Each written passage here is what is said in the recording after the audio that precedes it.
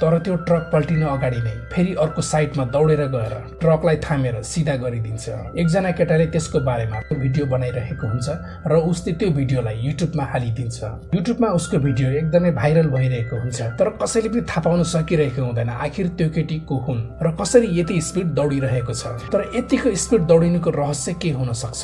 त्यसको केही दिनपछि त्यो केटी फेरि दौडनको लागि त्यही बाटोमा आउँछन्, तर उसले त्यही बेला थाहा पाउँछ उसको कसैले भिडियो बनाइरहेको छ।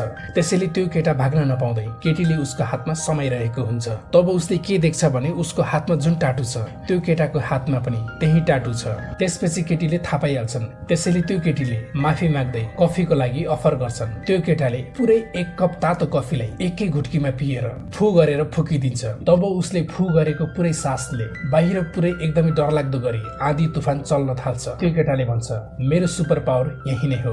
र यो पनि भन्छ हामी जस्तो सुपर पावर भएको व्यक्ति अझै 4 जना छन् र उनीहरूको हातमा पनि सेम हाम्रो जस्तै टाटु छ। त्यसपछि उनीहरूले एकजना महिलालाई भेट्छन् र त्यो महिलाको केही दिन अगाडि मात्र अपरेसन भएको हुन्छ।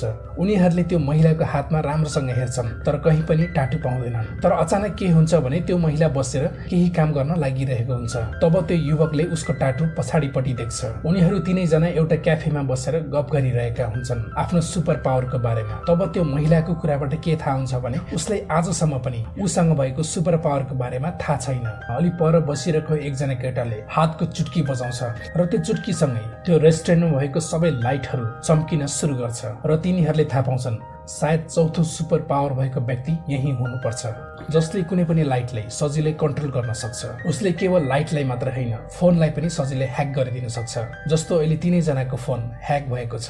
उसले त्यो मात्र होइन क्यासिनो अथवा लकी ड्रहरूमा पनि सजिलैसँग ह्याक गरेर एकदमै धेरै मात्रामा पैसा जित्ने गरेको हुन्छ।